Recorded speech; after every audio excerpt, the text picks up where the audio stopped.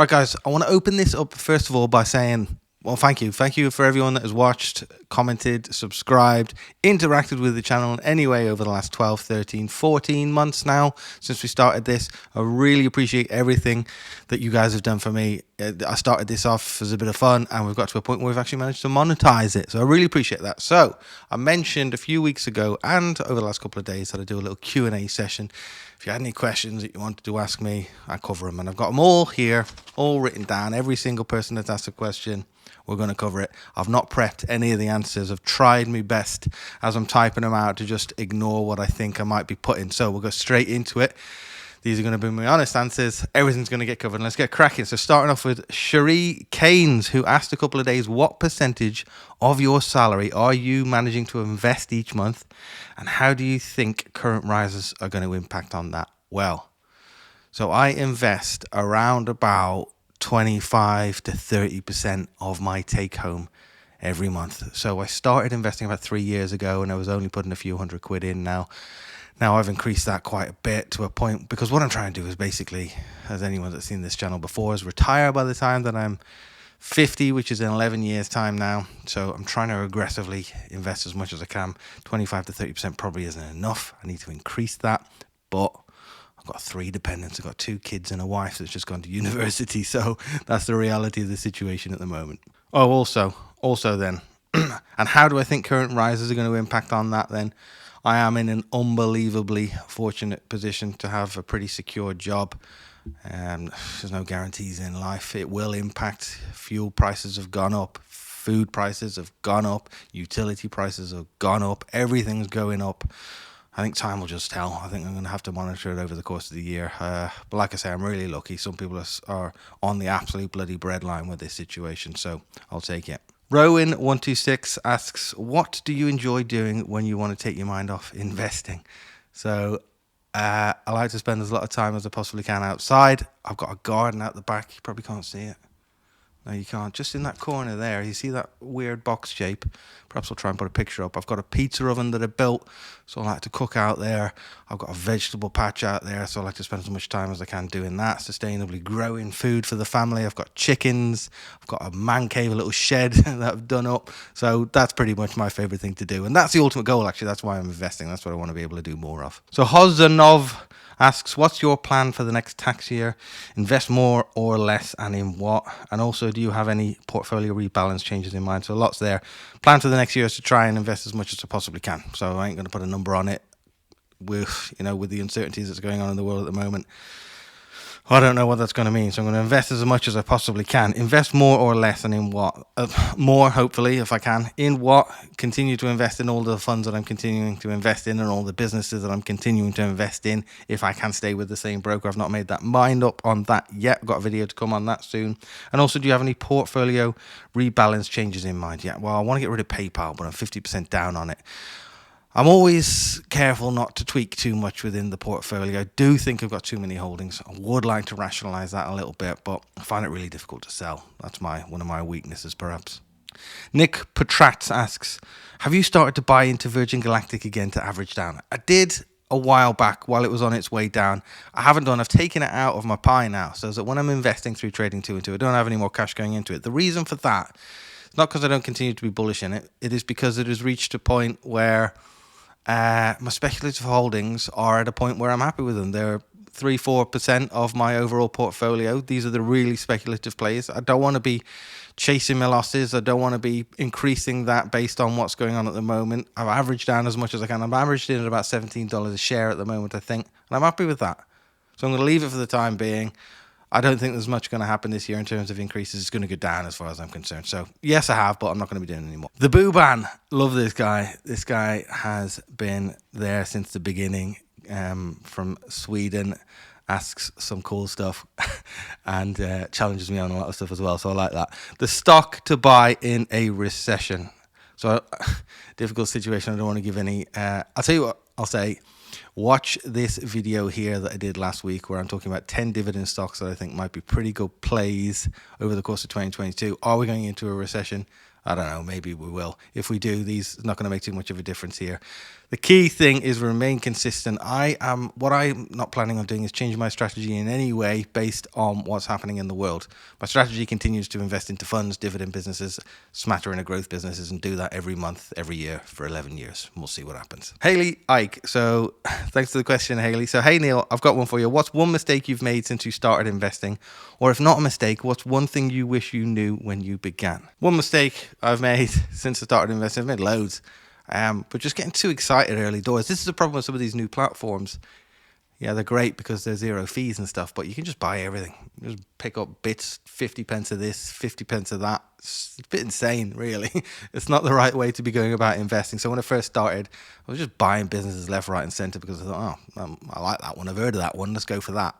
That's grown a lot over the last year. Perhaps it's going to grow some more. So without doing proper research. That's probably one mistake that I've made. And also, what was the second part? If not a mistake, one thing you wish you knew when you began. I wish I knew that Tesla was going to be a 10-bagger when I bought it in March and put more than a couple of £100 into it. Stocks and sharing. Hi, dude. Has publicly disclosing your wealth had any impact of your day-to-day life? This is something that's always been on my mind and why I'm just a voice. Would be really interested to know what your colleagues, friends, and family think of it. Much love, mate. Thanks, mate, for that. Appreciate it. So what stocks and sharing, don't have to male or female, but what they're referring to is a video that I did maybe a month ago now on my net worth. And I'm going to do that every 6 months to track my net worth because that's the whole reason I started this channel, to track it, see how we can do to get to financial independence. Has it any impact on my day-to-day life? No, none whatsoever. The hardest thing with doing any of these, like YouTube and that, you've got to remember no one cares. Just do it. Just go for it. Like I was nervous for a few months before my first few videos. I didn't even show my face, but no one cares. Just do it. You'll regret it if you don't. Absolutely no one cares. None of my friends, I haven't told any of my friends about this, maybe a couple. No one's found me. No one in my I've not told any of my family, maybe a couple again, but I don't have very many family. I've lost both my parents a number of years ago, so it's had no impact on my day-to-day life. If it's been on your mind and why I'm just a voice as you say it, just do it. What's the worst that can happen? It's a zero impact. Zero negative impact anyway. As far as I'm concerned, it's a positive thing. A mate of mine, Christos, go check out his channel, Christos Fellas. Inspired him to do a net worth video. So more people that can talk about this sort of stuff, the better. Rob Brennan asks, thoughts on Virgin Galactic hitting an all-time low and then bouncing back today? Where do you see this stock at the end of the year? Well, I don't know what it's going to do inside one day. I don't even know what it's going to do inside a year.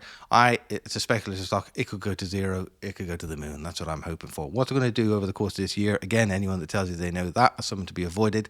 What I think is it's going to continue to go downwards, unfortunately, over the course of the next few months until we've got some confirmed test flights towards the back end of this year, until we've got some confirmed flights where they're going to start taking some cash. It's going to keep going down.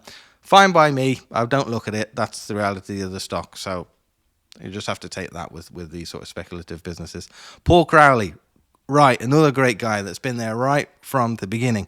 I'm talking less than 100 subs, so I really appreciate all your support and views, Paul, over the year. When you reach your financial goals, do you plan on retirement or continue working?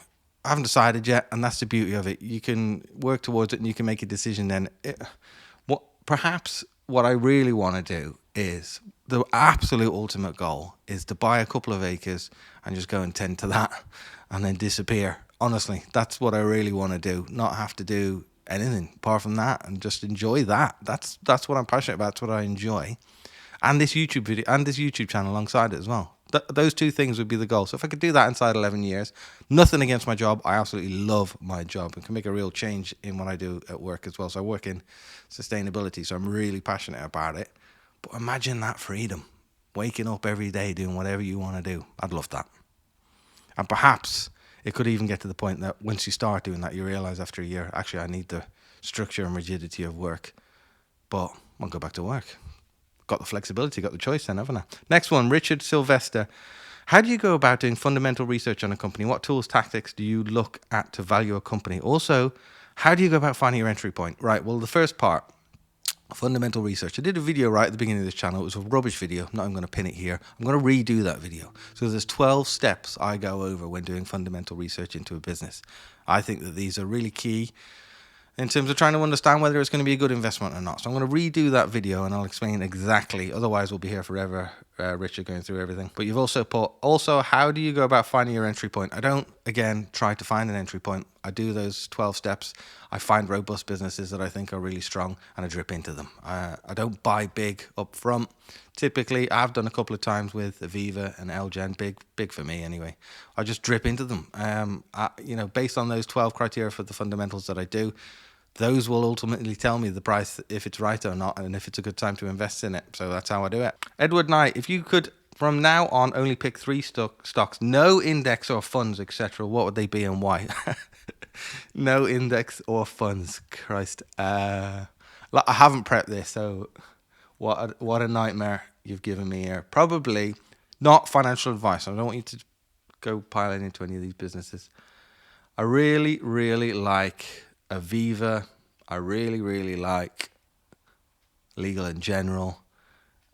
And then a toss-up between Microsoft or Apple. Maybe. If I was to properly think about it, I might change my mind. So don't hold me to that. Next one, Jay.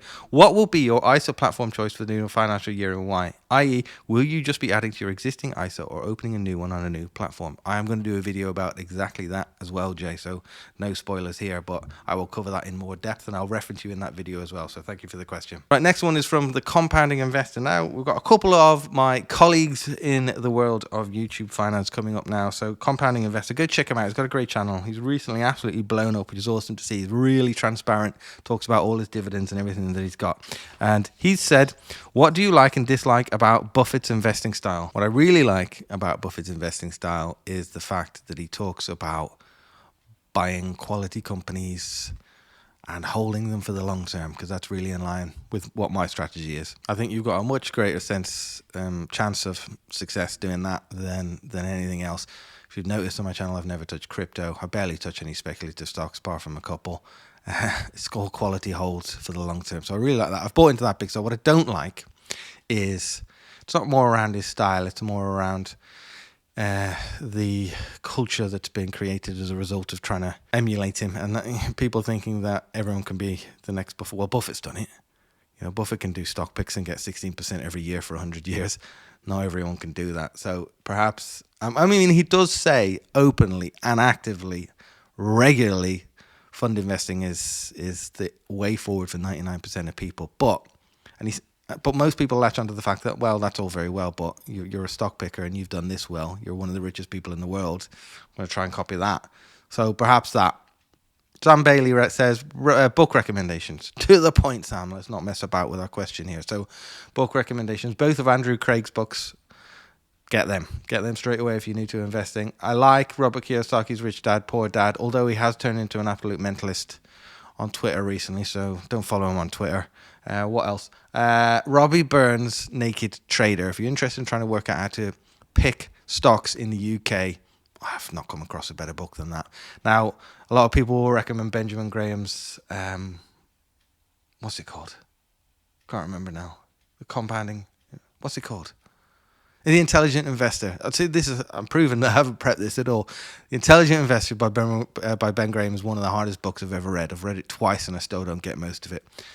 So, give it a go. Most people are smarter than me, so perhaps you'll have a better chance of it. Damien Talks Money. So again, Damien got a great channel, probably one of the best in the UK. Go check him out. He has asked, what made you want to start a YouTube channel? I'll tell you what made me want to start a YouTube channel. About 3 years ago, I read, and we'll reference the last question, Rich Dad, Poor Dad by Robert Kiyosaki. And I thought to myself, I can't just keep going on like this. I can't work all my life for nothing, retire on tuppence, and just scrape my way through. So I read that. It was a New Year's resolution about 3 or 4 years ago. Like I say, I can't remember exactly now. And I was like, right, I need to address this. I need to change this. I need to change the future of my financial life. So I bought that book. And it changed my life. It made me consider things in a completely different way. As a result of that, I started investing then. And then I thought, well, it'd be really cool to track this journey. Really cool to track this journey over 11 years. I've never done any YouTube, anything within media.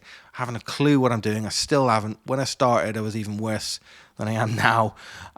But you'll get better over time. And it's fun. I enjoy it. And you've got the potential to really inspire and help people. Some of my advice advice will be rubbish, so ignore it. Some of it's good. Learn from my mistakes as well, is what you can do along the way. And it'll be a cool thing to track. And on top of that, because I've monetized it now, I'm getting a few quid in. Very little few quid. Only 30, 40, 50 quid a month, something like that. But it's a start in it. And perhaps that could snowball as well. So that's why I started it. Thanks for that question, mate. Chris Van Smith, how do you determine if a stock is at a suitable discount before you buy it? Okay, well, I'm going to reference a previous question before. How do I do my analysis and how do I buy in? Listen, I just buy big quality businesses and I hold them forever. I don't try and find a price to buy in at. It's not really my style. I don't consider myself capable or intelligent enough to be able to do that. Sajuti at the Subtle Investor, award-winning Sajuti, another colleague in the finance YouTube world. She's got a great channel as well. Go check it out. And a great Instagram account as well, actually. It's really cool. Really fun. Worst financial advice you ever received? I've never actually received any financial advice. Literally, because as I mentioned, I haven't really talked about anyone outside of the YouTube world about this journey that I'm on. Everything I've learned, I've read for myself or learned from YouTube. But the worst financial advice you've received, I was probably thinking about it, going back to when you're younger and the world tells you, get a job and buy a house, surround yourself in debt so you're stuck in the system forever. If I was to go back to being 18, 19 now, I would not have gone to university. I would have done something, picked up a trade perhaps, or done something completely different. I wouldn't have tied myself into a career so early. I wouldn't have bought a house so early. So the worst advice that I've received is from the world when it tells you, get a house, get yourself into this system. I'm now having to do what I'm doing to try and get myself out of that system. And it's going to take me a number of years. So probably that. Right, I appreciate all of those questions, guys. I've covered them all. Hopefully it wasn't too long. Sorry if it is. Thanks again for everything you've done to support this channel. And I look forward to interacting with you over the coming years. Right, take care.